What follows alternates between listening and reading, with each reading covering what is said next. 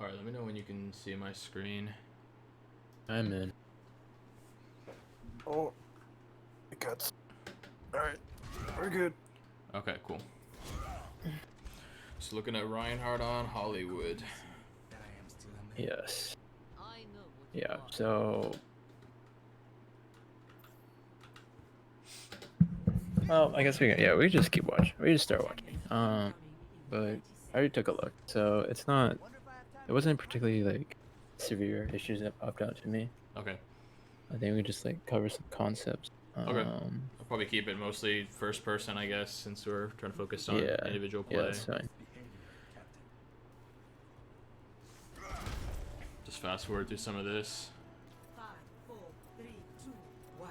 Attackers incoming.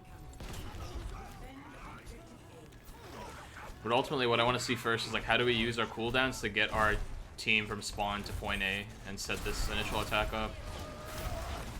Yes. Okay, not over shielding.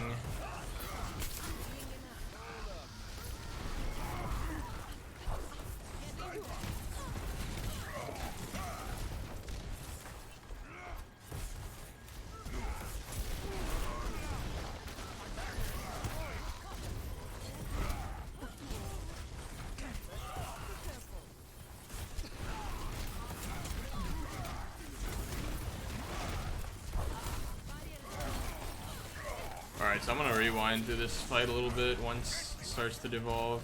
So, looks like this is basically over, and we're just kind of resetting, kind of soft resetting, but I don't know, I feel like through a lot of this initial movement, we're kind of like not really engaging all the way in, or not backing out and like resting shield, you know what I mean?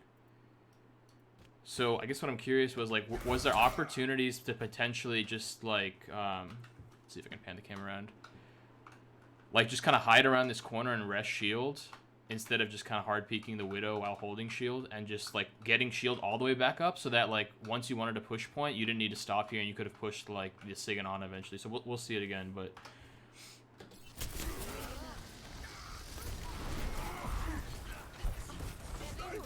It's like here, it's like your shield's already half, right? And I feel like it's tough to push this. So you get a few swings in. I don't know. I feel like I would have been resting shield a little bit, like just for a few seconds here, just to get it all the way back up to full, and then like started pushing in deep. Instead, we were just kind of standing here, holding the shield around. We can't ever really go in. Yeah, I mean, I agree with that. I think you could... So, like, we first push out the monkey, which is the right answer, and then we could probably... just let the team know, like, alright, let's wait for shield a little bit. And before we start swinging, like, the moment we see that Widow grapple up top right, we need to make sure that Widow's down before we start, like, pushing and swinging, right? Because the moment you start pushing, you're just going to expose your flank to the Widow. And Right. so, unfortunately, there's nothing you can do by yourself as Ryan here, but... And so we don't know what you're saying in comms, but I think just from, like, a overall, like, comment on your play, like, most of your mechanics and, like, micro is, like, pretty solid. I would just I have a feeling that maybe it's just next step for you is just like refining comms. Mm-hmm. And unfortunately, you know, we can't coach that directly here, but we, you know, I guess the goal here is just for me to tell you, maybe suggest like things that you should be calling. And so in this situation, right, once we push to that corner there, you see the Widow up top, right? You need to call the Widow, and then you make sure she's either pushed out.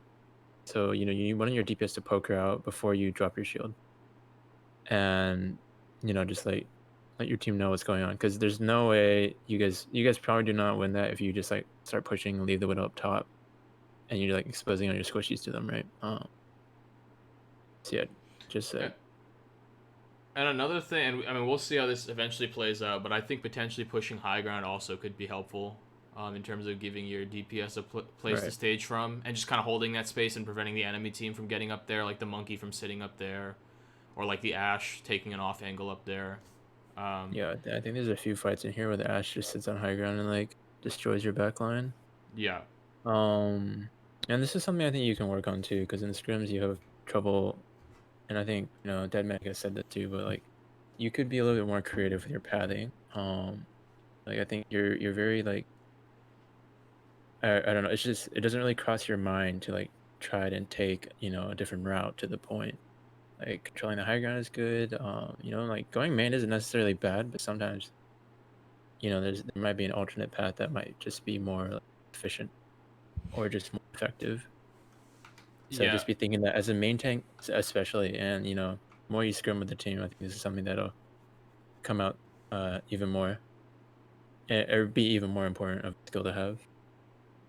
Yeah, and I think Hollywood A is a great example because taking this high ground space, which we were talking about earlier, is good, and also like even using, based on the kind of comp that they have, honestly, they can't deny you from walking down here and pushing point from that angle also, and that would force their team to kind of have an awkward rotation.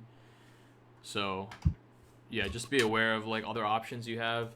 So I mean, the thing is here, like you don't make like major mistakes in the sense that you don't die, which I really like. It's not like you feed. But you're kind of caught in this awkward position between trying to really push in forward and go in deep on like their backline and their sig, but you can't get all the way there because your shield is already like at half, and then I mean your team is getting picked off too, so that's a bit unfortunate. But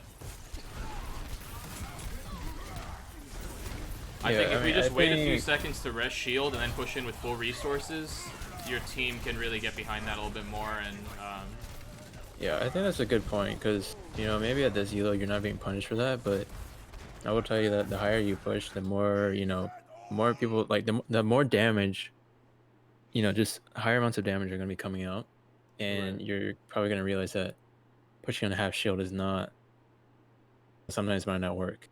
So, like, I initially kind of overlooked that because it kind of worked out here, but I think that is a good point to consider going forward that, you know, when you take engagements, try and have maximum resources. That being said, though, you know, like don't sit on the corner forever, Of course. right? Don't let them like reposition such that they have like, you know, the high ground for you and stuff like But that. sometimes just like wait those extra 2 seconds to get like a few extra 100 shield back.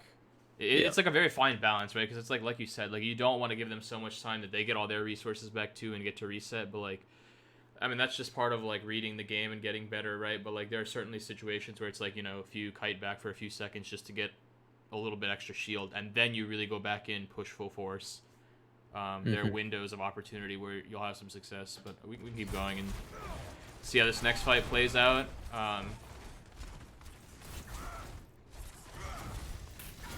So yeah, try to force out the monkey. Hopefully your team is helping you with that too.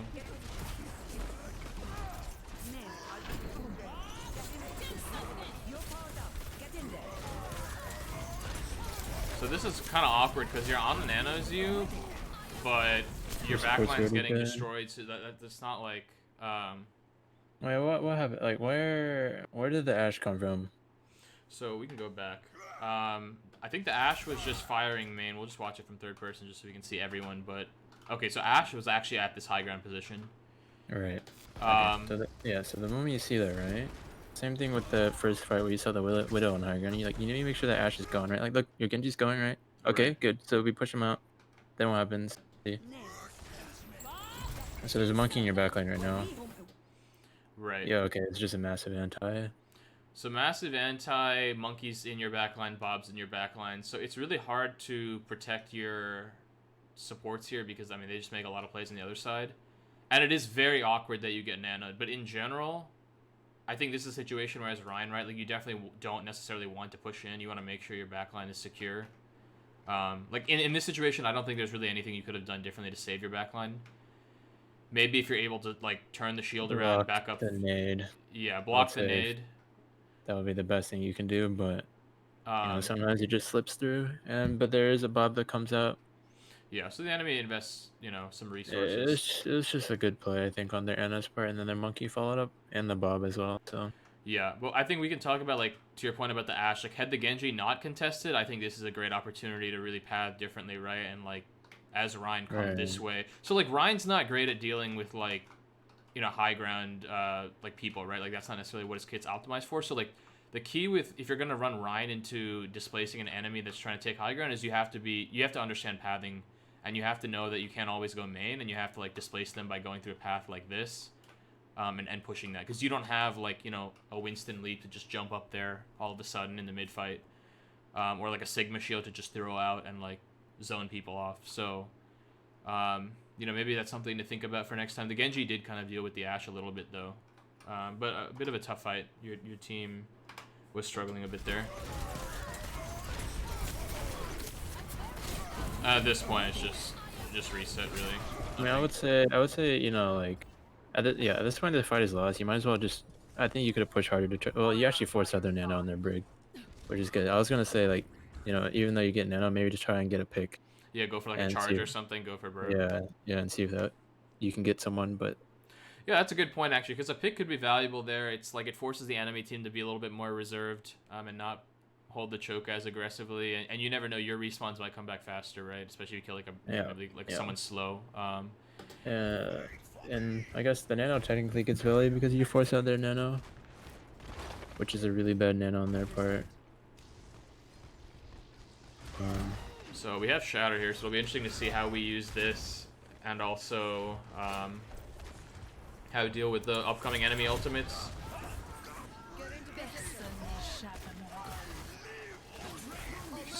Okay, we're shielding. Oh, okay, so like we're shielding for the high ground here, but we're still pushing forward at the same time. It's just like so like pretend our Genji so our Genji ended up going up there and like blading. Right. But I would just like, cause like when you push underneath the snipers, right? You open up their field of view, right? Mm-hmm. So just like be very careful about doing that. And you know, maybe it was in the comms that like Genji's already like, you know, like he's like, I'm going in, right? You know that you can just start. That's fine. But yeah, just be thinking about that. And and like yeah, I mean we're hitting like the same points over and over, but Right. I mean the comms certainly had me curious here because I'm sure it looks like based on how like this team played it out, like they probably said, you know, we're gonna beat and blade and go in. yeah. But the shield again, like I understand on some level you kind of need a hard shield against a sniper like Widow, but I do think again we pushed in when we like the shield was already basically dead. So it's like if the beat doesn't come out or if a Genji doesn't go in there and we keep pushing forward and shattered like this, we just can't really follow up. So again, maybe the comms like you feel emboldened because you knew that the Genji would go in and the beat was coming in. But I feel like taking an extra second to charge that shield up would have been nice, because it's a long way from spawn to point A, right? So it's like you have to take it in stages. I feel like, you know, it's like you get to here, and then rest up, and then maybe you get to here, and then rest. And I'm not suggesting, you know, you take 5 to 15 seconds every time, but like I really think 2 or 3 seconds can go a long way. But we'll see how this plays out. Looks like we've connected with 2 on the Shatter. We go for the Ana first, which I like. And now we're way up in this fight, so we really shouldn't be shielding at all anymore. We should just be swinging, which you are doing. But your team finally had built up some ultimates. Now I'm really interested for point B, because with the comp that they have, they're going to have a lot of high ground control, and again, there's not a whole lot you can do about that as Ryan, so I'm really curious to see how you deal with the enemy threats, how you manage the shields.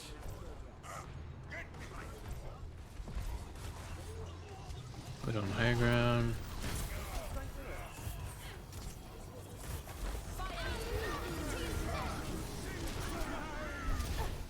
Aggressive grab, that's good. Good charge into the brig. So, I mean, there, you just should have waited a second.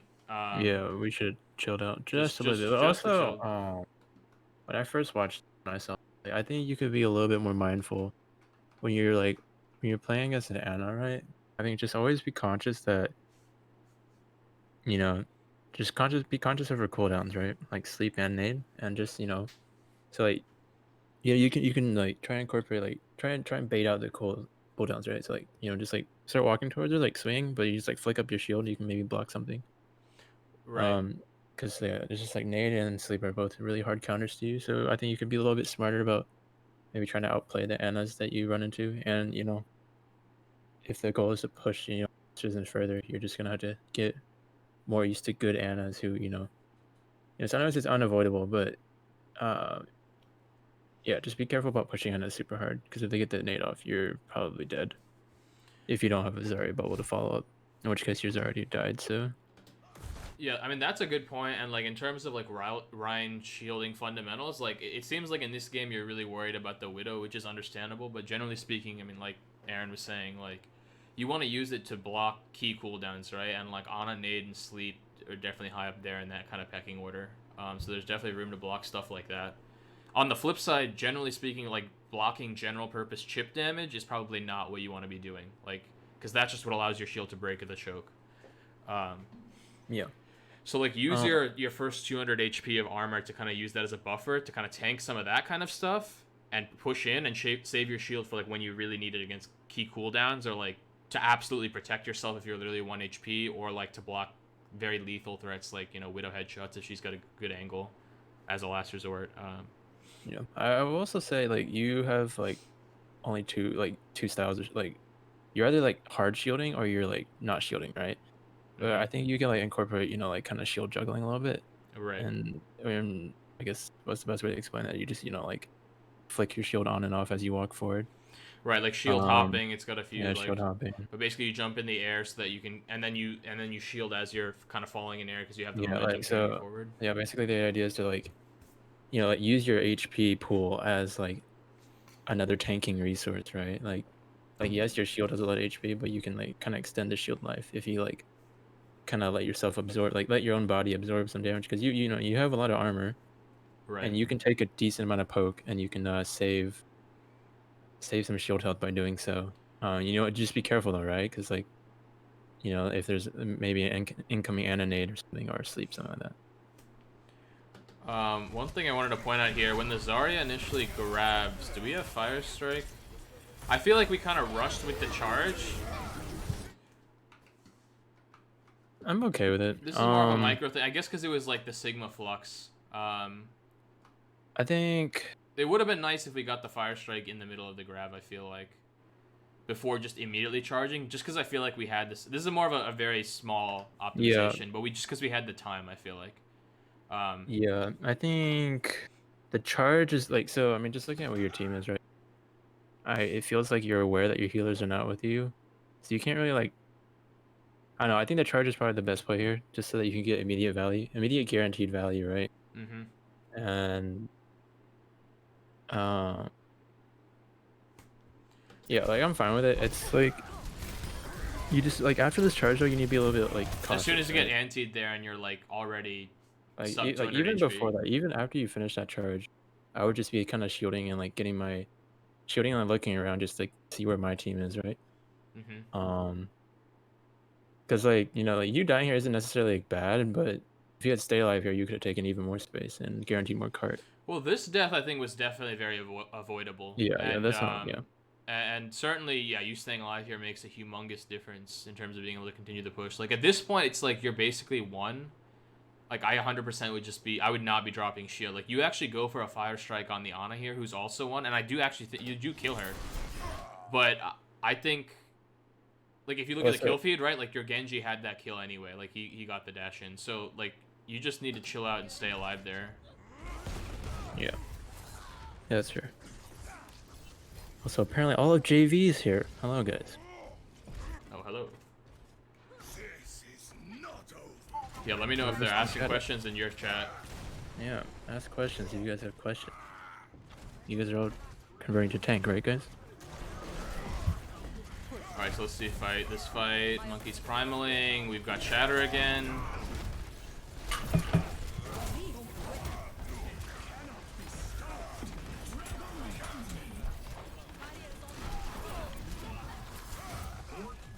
Okay. Yeah. So another thing here. So when our teammate starts blading, right? I think you can feel free to push a little bit harder.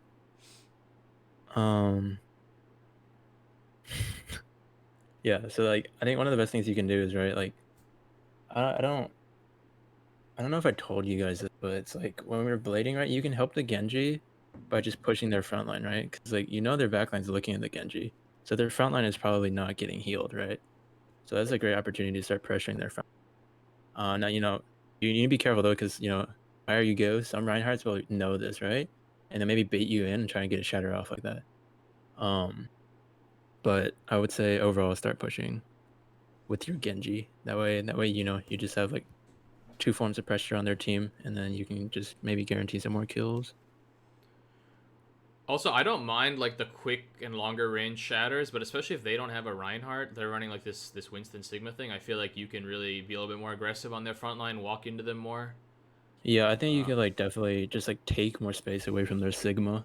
right? Because 'Cause- Sigma's not gonna like if you just walk into him and swing on him. Exactly. What is he gonna do, right? Like you just gotta be careful of the nade from the Ana, but like otherwise it's like Sigma's probably not gonna kill you.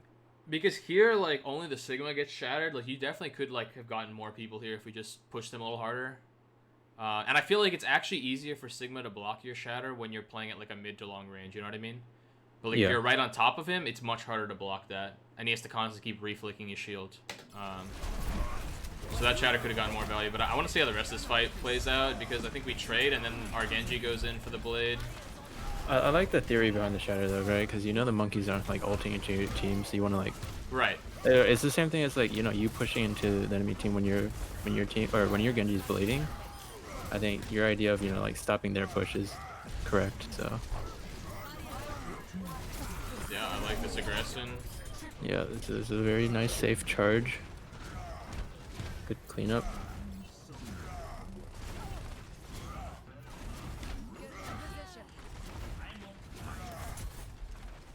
Yeah, so it looks like you guys have this point. Yeah. So we can definitely be pushing up here to kind of deal with these staggers. Nice.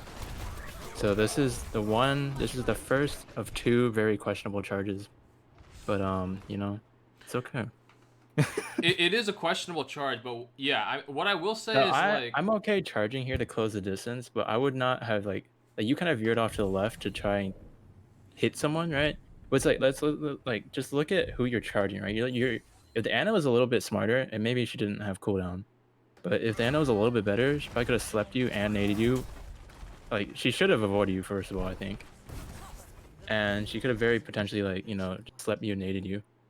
And so there's Ana to deal with, but then you also have a Kree who has flashbang, and you're also charging into a Sigma who has rock, right? Like there's some like you're charging into 3 people with like massive CC, and their Brig is also walking at that point. Like that is a suicide charge, right? So just be very conscious. And I know you've gotten a lot better about this, but like just like think about who you're charging into, right? And whether or not you've seen the cooldowns come out yet. And right. here you die for it as you should, but like. And like so like I kind of get the idea. Like you want to get closer to like start swinging on them, maybe confirm some kills. That's fine. Like, but I would not have veered left. I would have just like run into the wall right in there or like the little corner. Yeah, I don't know. and That what I doesn't will make sense. say is like the basic intent is that we do know we want to try to stagger, like get some of these stragglers, right? But certainly the execution is a bit questionable in terms of going for a risky charge. But what you can do instead is like just walk up, right? Because it's like there's a few seconds here where you just are kind of like once you see that they're not actually going to try to recontest and push you, and you see that they're trying to regroup and get back past that corner, like start walking up and walk forward. And close the gap that way. And then if you want to go for like a shorter charge, like Aaron said, like more into this wall, that's fine too. But just even walking up is really effective, because you probably didn't realize this at the time, but like this Zarya can't really get out. So just by walking up, you can guarantee that 1 kill. But by charging, it's like, yeah, you get the trade, but then you end up dying for it. So you do walk up a little bit, but you probably, yeah. I mean, this was risky. And you paid the price with your life. And it's like, if you stay alive there, think about it. Like, you had Shatter, right? So, like, getting a 3-man Shatter and, like, getting those 3 kills, that could have been huge.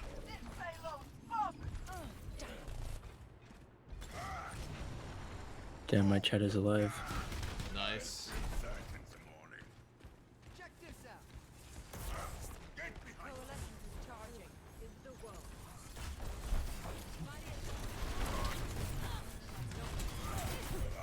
Get into position. Oh yeah. Also, I noticed sometimes we get bubble, but we don't like swing at all. Like, like help your Zarya and just like drop your shield. Like, I mean, you're helping yourself out, right? Like, save your shield health a little bit and just like swing and use your bubble. Like this corner right here, we get bubbled. You just like hold shield. Like, you're not really blocking anyone here, right? Like, you're maybe blocking yourself, but it's like you have bubble, and it's like go ahead and give your Zarya some charge. Go ahead and maybe try and swing on that Brig. And yeah. Yeah, I was just gonna say, like, again, this kind of goes back to the shield fundamentals, right? But it's like now, especially now that they don't have Widow, it's like, okay, what are you actually trying to block, right? It's like nade, sleep, McCree flashbang, maybe shielding to prevent like a hack on yourself, right? Like those kind of things, and then Sigma Rock, of course. So yeah, definitely not hard shielding now, and swinging more certainly when you have bubble. But the other thing I want to point out here is like you have shatter, right? And it's like we were talking about the usage before, not necessarily always going for like the long range ones, but like you're doing a good job generally speaking going for like, you know, the 1 or 2 mans. But in this fight right here, like this is the second time we're like watching this, but I feel like there are opportunities to shatter way earlier. Yeah, I would say this is a pretty good opportunity right here. It's like when you Yeah, it's like right, Sigma Shield is weak, right like, here. right? Yeah, that would have been. Well, it's like, yeah, maybe the Sigma's looking. I think you might go for one here, but um yeah, you can maybe try and set the pace more with your shatter, right? I think a lot of times you're kind of shattering reactively, or not reactively, but like you're shattering second, right? Like right there, the Sigma went up. Sigma ulted first. You guys actually probably won this, I think. Yeah, that's a good grab. But yeah, I would argue that maybe I would say you could probably stand to maybe try and like be more aggressive and like be the initiator, right? I don't know, but like, cause like I mean, I think like on first point you did a good job of doing that. On second point you had a shatter. Again, like there's a primal monkey. Like I don't know. I think your shadows are fine though. Like it's not that I don't think it's like bad or wrong, but I think there are, yeah, I mean I think it's like what Sagar's saying. Like there are times that there are good opportunities that I think you kind of let slip sometimes. Yeah, and it's like when we're think- talking about like just again, like I'm phrasing these as more like optimizations, right? Because it's Yeah, like yeah. these opportunities will help you at like higher levels of play, right? Because it's Right, like those yeah. windows you need to take advantage of that to like continue to like climb and Yeah, progress, like, right? just like if you go for that shatter, like you guys win that fight, like anyways, but it's like if you just go for that shatter, you know, like pretend you didn't have anything else, but like, you could have maybe secured that entire fight just like single-handedly, like one shatter. And like that's the kind of plays you need really like to climb. Yeah. And like it's what makes Ryan really strong and ranked because he has the potential to solo carry fights. 5, 4, 3, 2, 1.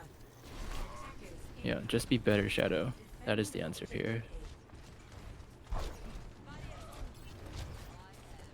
So, I mean, obviously we're going to let this play out, but I just want to make a few comments before we get too far into this defense. So especially on defense, a few things I'm going to be very interested in is just like, how do we approach choke points and manage our shield? I feel like that's really important on both sides, but especially on defense. Because it's definitely more imperative that, like, I feel like the margin of error for Ryan on defense is smaller in general, just because, like, on defense, if you lose a fight, a lot of times you just lose a point. So I'm definitely interested to see how you approach this, especially in like a brawl v brawl matchup. I mean, just from the start, like I instinctively never really, I don't know. You've already like spent half of your shield health like holding that first corner for almost like no value, right? Right. And it's just risky, right? I think like once you start running to better DPS and stuff, like that, like your shield is gonna get to half, right? And you're gonna start to back up, and then suddenly your shield is gone. And they just free push on you, right? Just think about it, because their Ryan has full shield. Like I don't think anyone's poking their Ryan. Yep. But like if you're out there just like wasting your shield, and you know you're already at half health, like that's just like they just have immense like advantage there, in terms of like shield health, and they can just like free push on you. Right. That kind of makes. And I think going back to what we were looking at earlier, like these are a lot of the same shield techniques you were using on offense. But I think what's interesting now is like when you see those same principles on defense, you realize like how much more ineffective they can be, right? And this is what I was trying to say with like the margin of error. Like on defense, you can't get away with nearly as much. And like even if we look at like a small thing, I want to show you. So basically what we're gonna see here is their Ryan is going to die, and your shield is already getting pretty low. And Yeah, so for I a think couple it's already- seconds here, It's already recharged a little bit.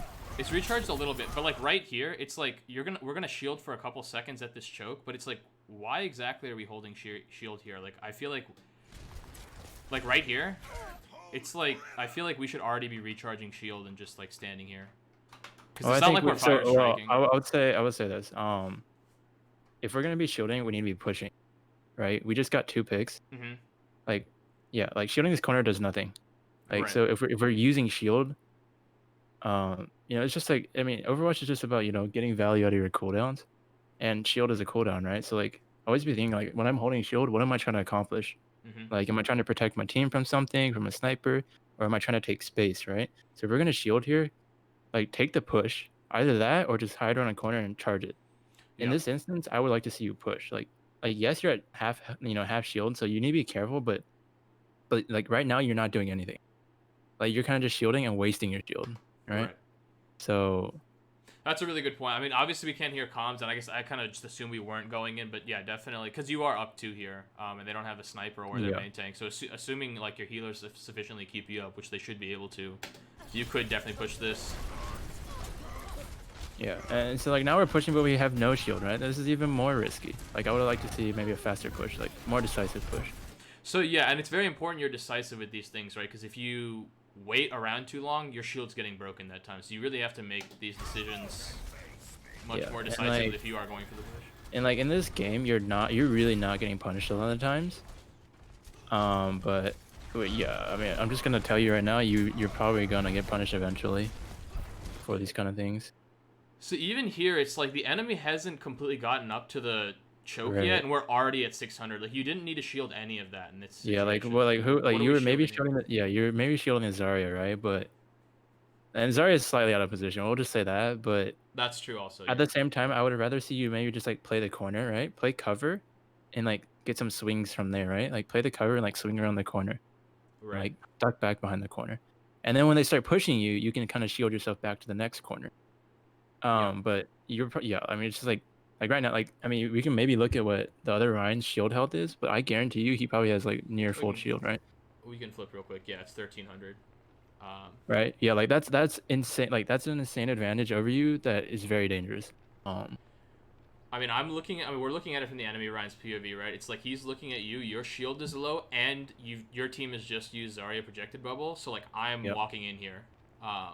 Yeah, like if I was this Ryan, I would be hard inting into you right now. Like not inting, but it's just like hard pushing, right? Yeah. It's like I know I can probably kill you. Like as long as your Ana doesn't like get an insane anti on me or something, I can probably kill you. It's a big shatter. Yeah, it is a big shatter. So you're anti here, you gotta be careful. Yeah, like the idea, like I like you feel like your shadow usage is generally very smart, and it's like you're very good about baiting people into it. So like that was a very good usage there. It's just like risky, right?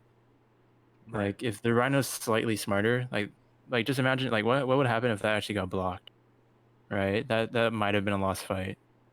Because the Ryan at that point, like, because then you literally have nothing. Like you don't have shield. You like probably low, some at least a little bit low, and their Ryan is like full cooldowns, right? And it's just like, and they have right. It's like, and they have nano, and it's like they're probably gonna nano that, and then, and you know this is all theoretical, Right. but you know, I think it's worthwhile thinking about. Because like I think in this game you definitely there's kind of a main tank difference for sure, but you know there's still I think yeah there's like definite optimizations that need to be done. Yeah. So I mean a couple things here. So that fire strike you just went for again, like you were one, and it's risky because you briefly put your shield down, and either their Widow or their Hanzo could have like domed you, and you could be dead right now. So I think that was risky. Your team was there to clean up the Rhine in the end. I understand it's tempting, but I think it's important that you just stay alive here. And the second thing that Aaron was talking about in terms of like holding the choke point and like playing around corners. So I think one really powerful thing on Rhine, especially on defense, is like part of the advantage of being on defense is like you already have the space, right? Like the enemy team is trying to push into you.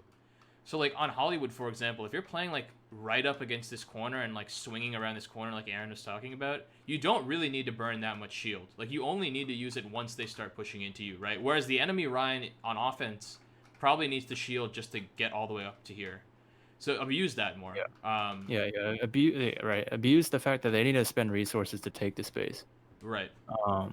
Like don't like you want to hold you want to like save your resources, right? You want to like it's just really a game of attrition, right? It's like conserve your shield, your health, like until you really need to use it.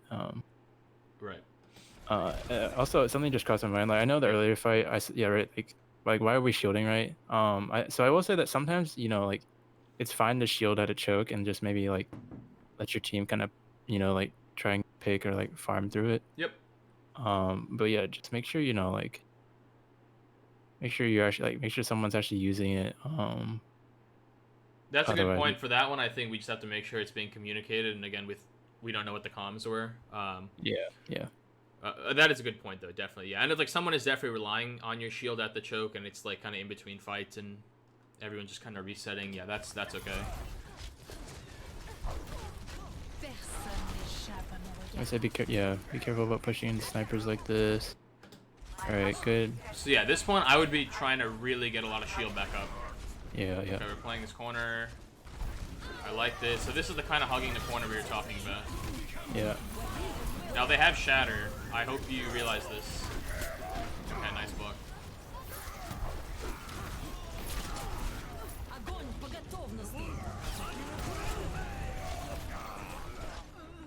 Alright, well, I mean, you did block Shatter there. Yeah, like Shadow, you're like Shatter like sense is like very good. Like you're good at block. Like you generally get good blocks and you generally get good shatters. So yeah, I mean, yeah, that is something that you've got down pretty well.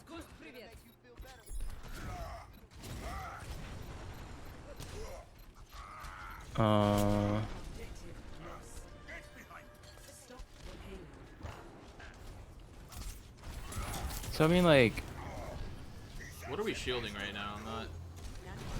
I mean, I guess maybe we're worried about the Widow again, but. right.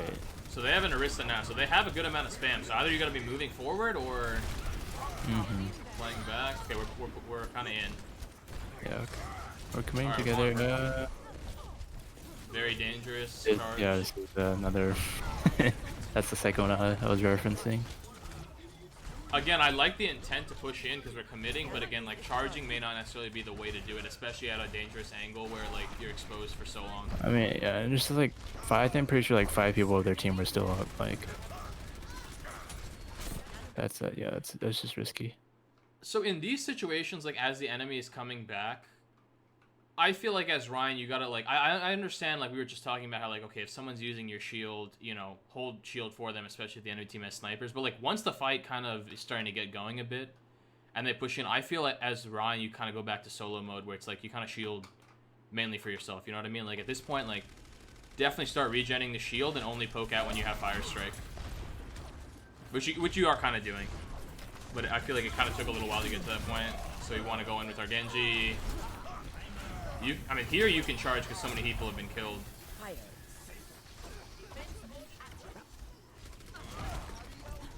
So, like, again, if you were more decisive, it is possible to have charged that Orisa there, I think.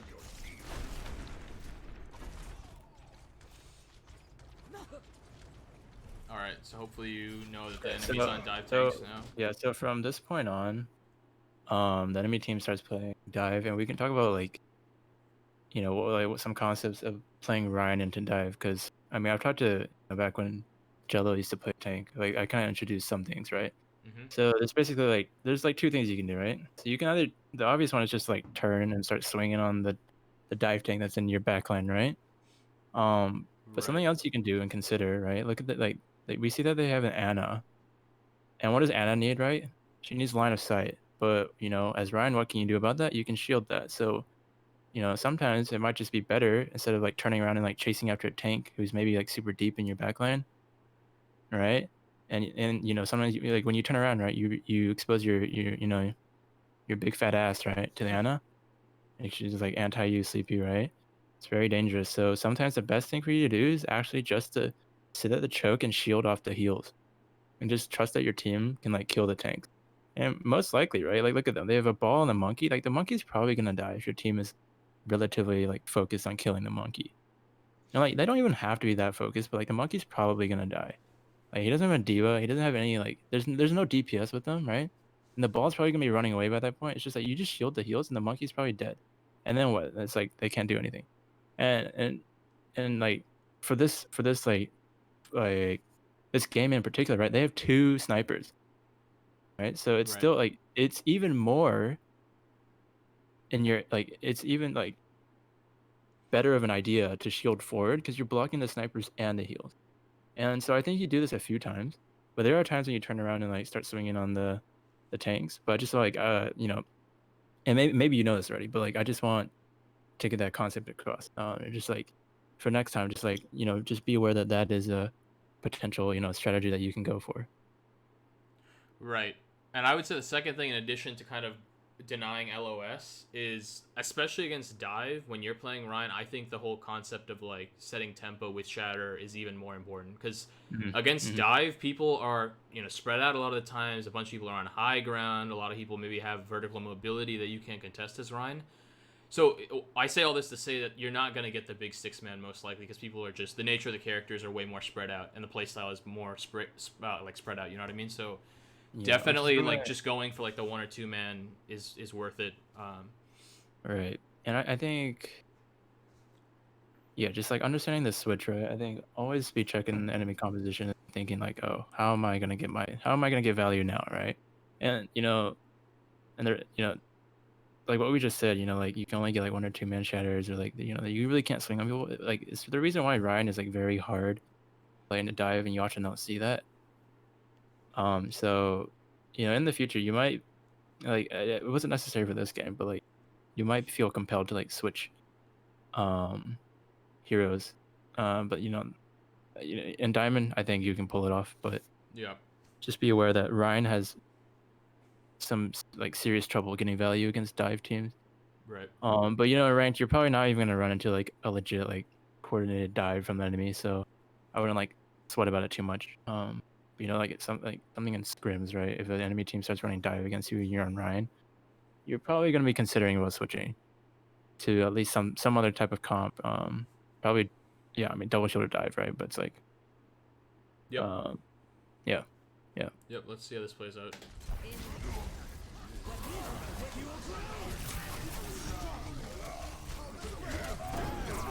So I'm glad you kind of set the tempo with shatter there. It's a very big shatter. Again, though, we're anti, and we're like really weak. So, I get the big dick Chad Ryan energy, right?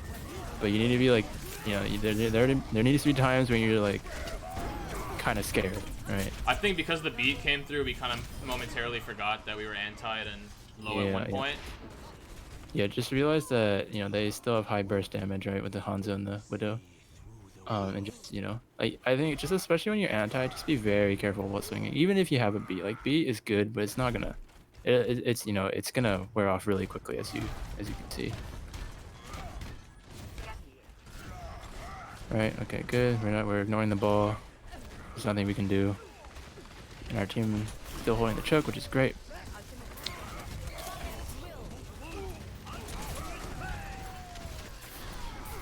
Swinging at the grab.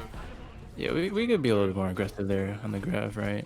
Because like, yeah, like we have a dragon. That's pretty much a confirmed win, but you can maybe secure a little bit more ult charge for yourself.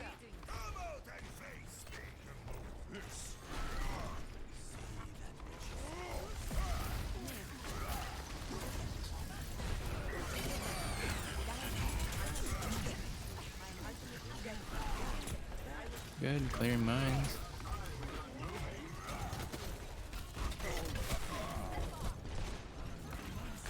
Yeah, I mean, a little unlucky, but we just have to be mindful of the cooldowns there. I mean, McCree can kind of always throw it over the top, but then you have to pan the shield up. Yeah, I think you guys could have won that, but you guys were slow on the ult. But obviously, I don't think it's worth focusing on the macro here. Sure, yep. Yeah, you guys had like Nano Blade and beat, like... Yeah, your team is kind of clowning around with ults a bit. Yeah, if you're just a little bit quicker on the trigger there, right? Like, just what I tell you guys all the time in scrims, right? Like, if we just let them walk into us and ult first, it's just so much easier to lose. And like, that's something you can actually do in ranked, is that like, you can try and micro people a little bit. And how do you do this, right? You can like call for ults and stuff like that, and just call people to ult. Yeah, here I probably wouldn't have gone for that charge, right? I probably would just try to back up and stay alive, because right now you guys are staggering all to hell. Yeah. Yeah, I don't have a whole lot more to add other than say, yeah, it was a big stagger, so you just gotta chill out and get the regroup. There are still some ults to work with here, and you have your shatter again, so hopefully you can continue to set tempo, kind of disrupt the fight, get something going early, get a few picks, and then your team should be able to win. But we'll see what happens. I mean, I would just be dropping the shadow Yeah, right now. yeah. I don't know what we're waiting for.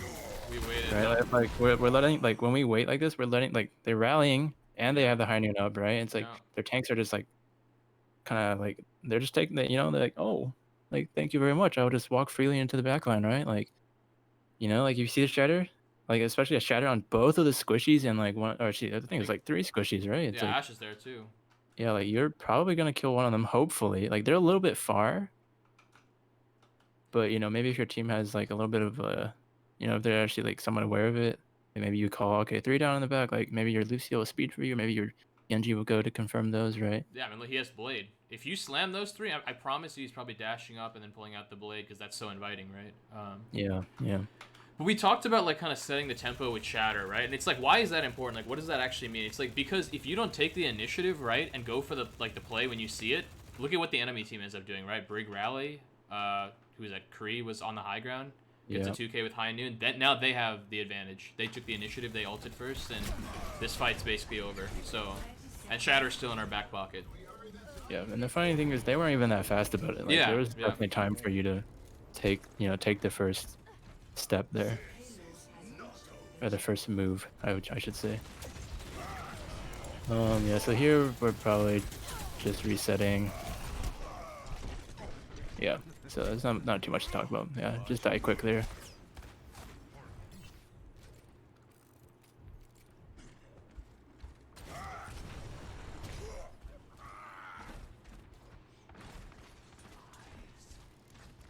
Okay. We've got 4 ults coming up. A blade. Okay, yeah, so this third point's actually, I think there's some positioning errors here, if I remember correctly. You're kind of holding very far forward, in my opinion. Okay, so yeah, right. So, okay, so like what did I mean, right? I think it might be better to look at it from a third person, but Okay. so basically, right, you're pushing to this like long hallway, right? And I just think that, like, you know, it's not really like you're, and to make things worse, you're pushing down the middle of it, right? So you're solely relying on your own shield. It's like once that's down, right, you get anti-ed and you're like low, and like their tank, like, just think about what they have, right? They have their 2 tanks need to dive past you to get some sort of value. So like if you played like at the big gate where Zarya is right now, they would have to dive, you know, like past you, in which case you could just maybe like shield that, right? Like maybe, like, I know we're not quite, maybe we're not aware of it right now, but like in the future, right, if you just like played at the gate and then like shielded that off, right, their tanks are just like basically suiciding, like they have Winston, but like they're still like suiciding in, right? It's like they have to use that monkey ult. But it's like you kind of overextend here, in my opinion. Because one, there's no cover around you. I think it's Right. just like as the main tank, you want to have some sort of backup, right? Like you like your shield is gonna break, so just make sure you, like, so if you like you play at the gate, there's that little corner you could duck behind on both sides, well, mostly on the left side. Yeah. And your brig, like your Zarya is all back here. And also just be aware that when they nano monkey like this, like, you know, they're just gonna hard come into your backline. So I would just start like, so you go for the shadow, I think, which is a good idea, and I think it's the correct idea. Yeah, I agree. But again, you're just like way too far forward. And like we can look at what your Anna's doing. Like your Anna's trying to keep you up, but you've just put yourself in such a like impossible position, right? Like your Anna's dealing with a ball right now, like, and she's like, she actually does a good job of like trying to keep an eye on you and like not like get distracted by the ball too much. But like you're just like in the middle of their team, like alone, and it's like you have no cover. But yeah, so basically I'm just saying you're probably overextended here. It's just like, you know, like taking aggressive positions is good, but sometimes there's just like no man land kind of hallways that you just want to avoid. And it's just like thinking about like what they have, right? Like, how do they win this fight? They need to dive past you, right? And it's like, if you play in the open a little bit where your team can like support you a little bit better instead of in this like closed off indoor area, I think it'll be better. I don't know, did that make sense? I feel like might be a little convoluted. I mean, it made sense to me. If you're asking, Okay, I'd be yeah, curious if yeah. about what I'm the just chat saying. thinks as well. I mean, I'll try to like expand on a few of those points and reemphasize a few, but Right. like, Yeah. Yeah. so we talked about like at the very beginning of the segment, right? Like what we're thinking about as Ryan, like when we're playing against dive tanks, and how like maybe there are a few different concepts in play. Like we're gonna potentially shield off like their back line and like split their back line from their front line, snipers from their front line, things like that. But I think it's just as important to recognize, like to Aaron's point, like some of the things that are the same with Ryan, right? Like so still playing out in the open and just kind of over shielding is very dangerous. Like you still want to abuse choke points. You still a lot of times want to play around like corners, because like Aaron said, like the dive tanks need to really get in past you and jump through here, and it's tough to do that. But as Ryan, the way you deny that isn't necessarily by just standing right here in the open, right? It's like by really holding the choke and like making it very difficult for them to jump through and constantly having enough shield to just never leave this position, just kind of create a wall here. But the way you hold this position is not by just always standing out in the open and just hard shielding, because then you're just gonna get destroyed eventually. You have to like take cover, recharge your shield, prevent yourself from getting antied, and just kind of hold the space that way. And honestly, like if you're playing more around this corner, so it looks like you did get the shatter off, but the brig stunned you right after. I don't think like the brig would have had much more difficulty pushing you if you're playing around this corner, because it's much more dangerous for her to Yeah. push. And another thing is like you're pushed so far up and you're shattering like that far up, right? Like it's like we have range damage, but it's hard for anyone to really follow up. You know, I think like I think something to understand about shatter is that you need to be thinking about like how easy is it for your team to follow up on this shatter, right? I think a lot of Ryans, they'll be like, oh, I got this massive 6-man, right? It's massive. Like, why didn't we kill anyone? But turns out the shadow was like around a corner and your team was around another corner, right? It's just like yeah, it was huge, but like no one was there. Like no one Right. can shoot around a corner, right? It's like you gotta be thinking about these things, and this is not to say that you aren't thinking about that, but just be aware. Like sometimes, I think this shadow in particular, I think is just like slightly too much of a commitment for your team to try to like push up on, because your Zarya is like it's like that Anna's pretty far out. Like you can't swing on that. Like your Zarya can maybe lob a few like right clicks into it. Like Rig can't do anything. Your Hanzo maybe try and get the shot in.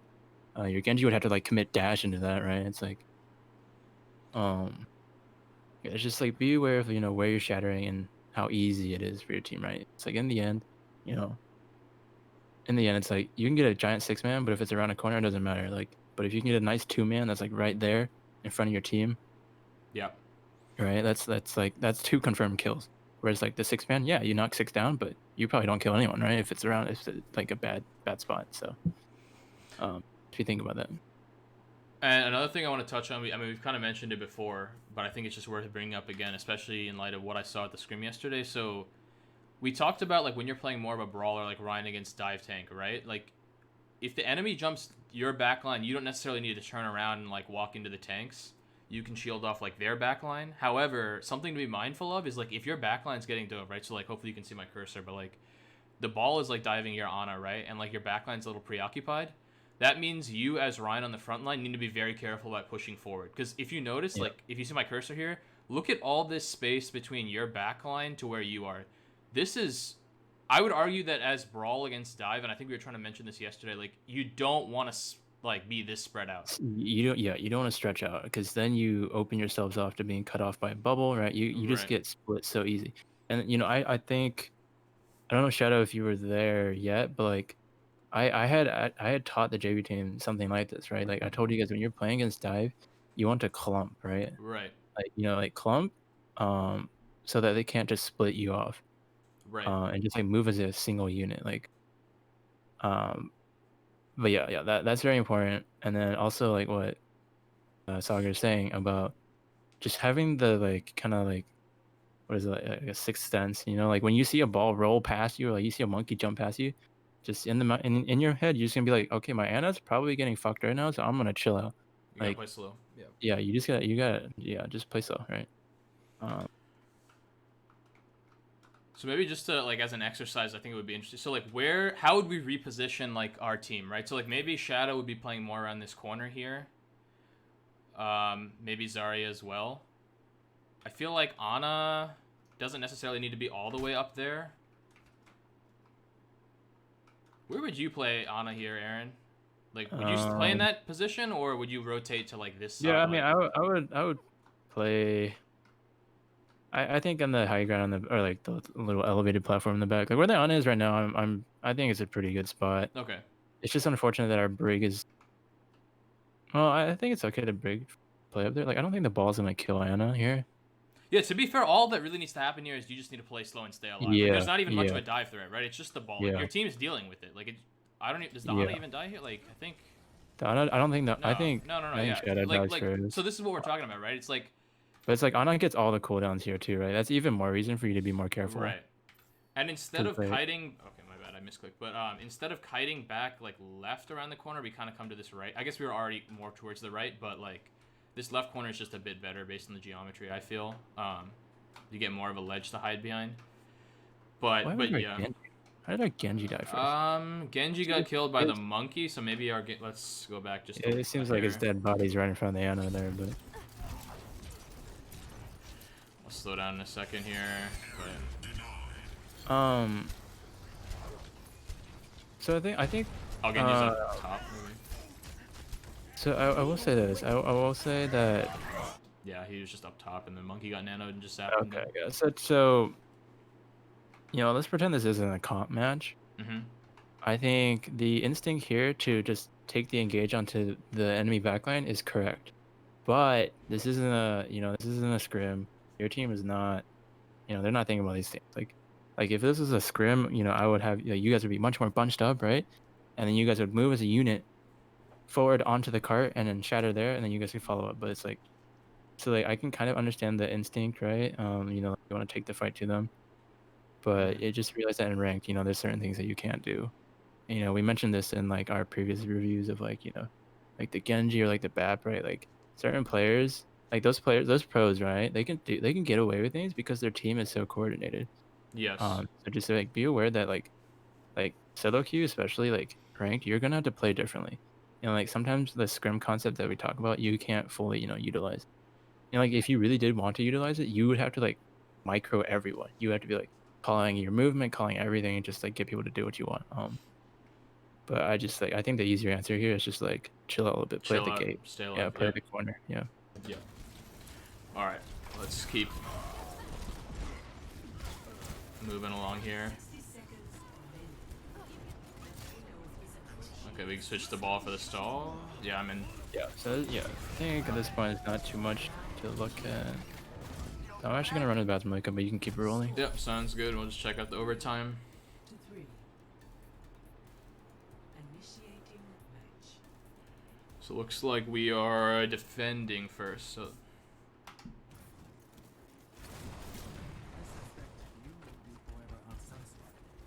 Привет! Get behind me! How do I trust a man who is half machine? The heart of a man still beats inside me. So looking like the enemy team's going with a dive, which should be interesting because the first time they attacked this, they were running with more of a brawl against your brawl. So hopefully you play this first point a little bit differently once you see that they have dive. Still holding the choke a little bit though.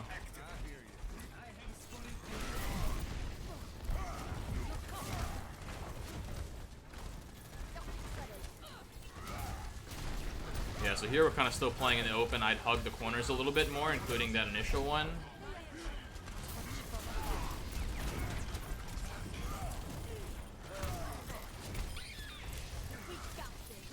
Nice go on the ball.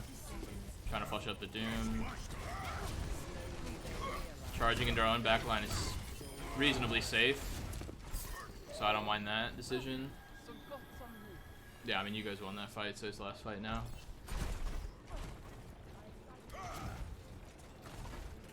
So yeah, Tracer's in your backline still, so you can't push too far forward. That's a big kill on the Tracer. I probably wouldn't have charged there. You just need to swing because their team has the touch point, so you just kind of pressure them. But had you charged, you could have gone too deep and you would have been a bit exposed. You guys might actually even lose this fight. I don't really know yet. You gotta be careful. Okay. Good shatter, good intent. Good instinct there to shield him, stay alive. Yeah. That's very important. You stay alive there and get that shatter off.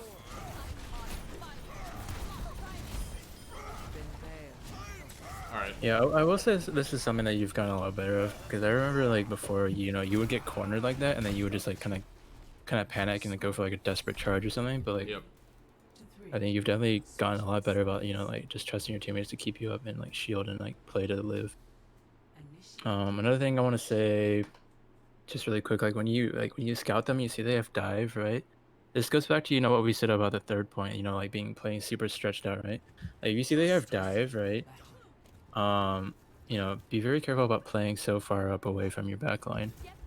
And you know, like you want to like force them to use their cooldowns to get to you.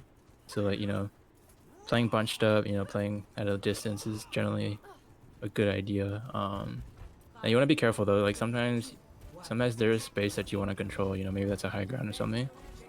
You know, maybe you want to position somewhat away from your team to do that. But Let me go back. in general, you know, just be thinking about, you know, what their tanks are thinking about, right? Like their monkey's probably thinking about like using his jump to get in, right? So, but like if you play so far up, he can just jump right over you, right, and cut you off from your Ana. And then if they're smart, they would just burn you down.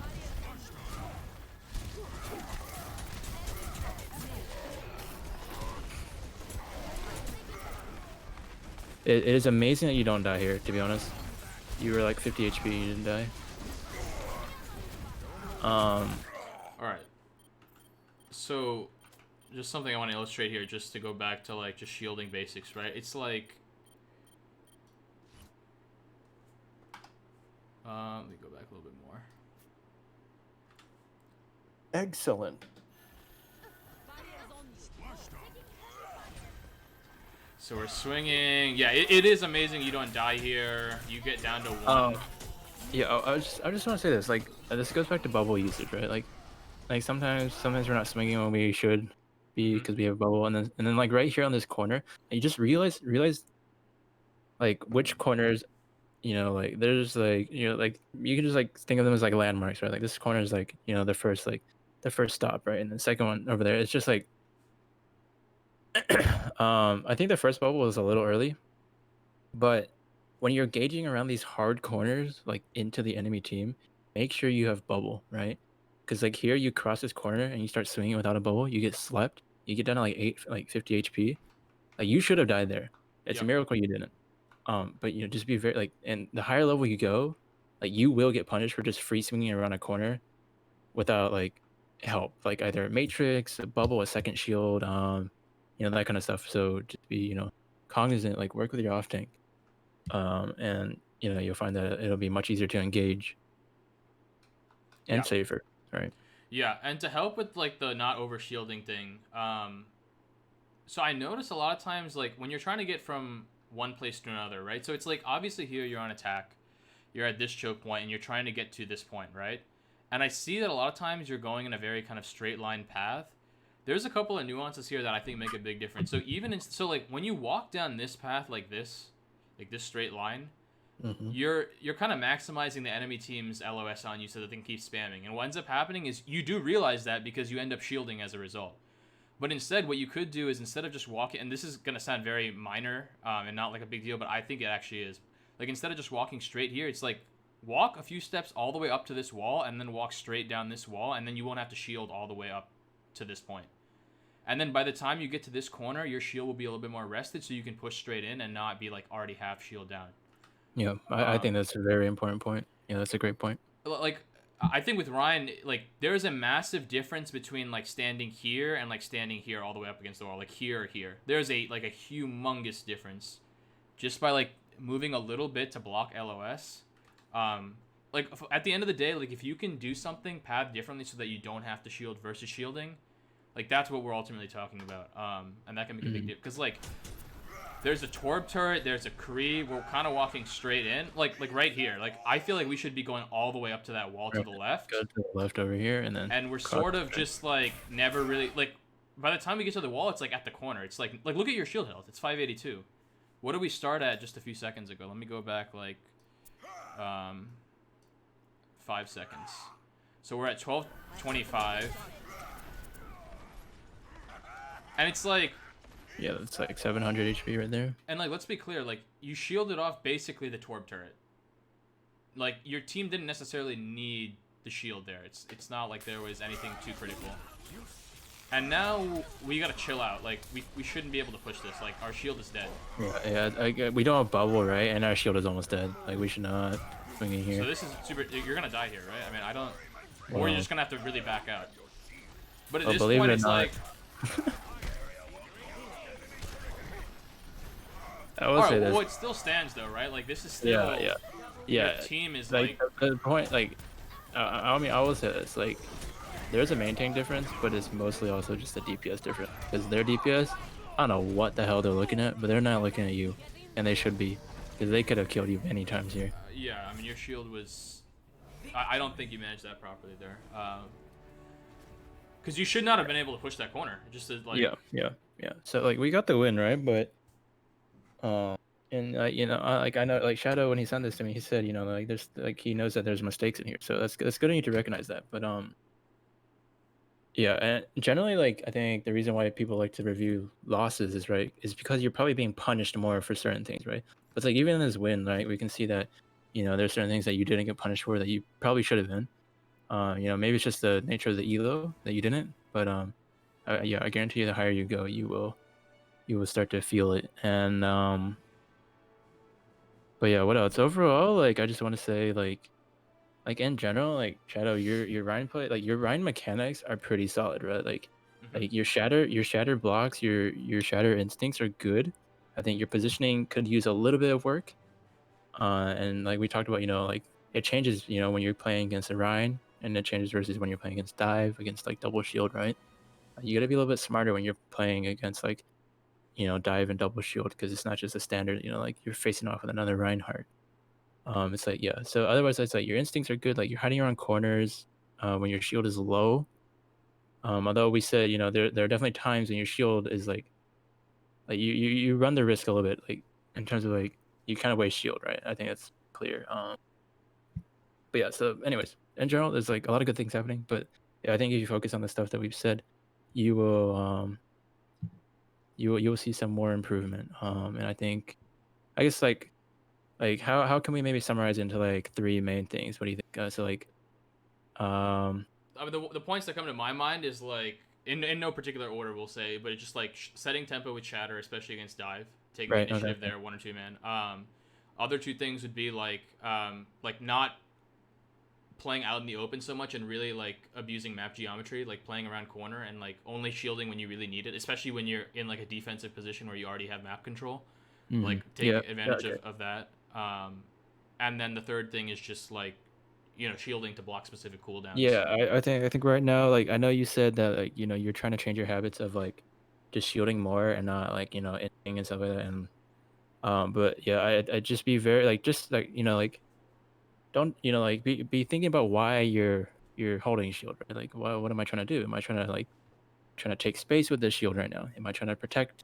Am I trying to cover a sight line, right? Am I trying to block an ult, right? Like that stuff. Like you should never be shielding just for the sake of like shielding. And like once you like get that kind of management down, you know, like in this game, you didn't get punished for, you know, like taking fights at like 500 HP or 500, yeah, 500 shield. But you know, like once you like start getting it so that you're taking fights at least, you know, like 75% shield and higher, you know, I guarantee you will find, you know, like there's probably certain games that you have where it's just like absolute domination where you just feel like you can't get in. Like that's probably part of the reason, and I feel like you would, you know, maybe see more success in that sense. But yeah, A lot of I good think that's stuff about though. it. Yeah, like by all means, like the Ryan play is not that bad. We're just being super picky. If you want to get to that next level, that's what you're gonna have to do. Yep. But yeah, okay. So I guess we get in. Well, thank you all for whoever's watching. Thank you for watching so far.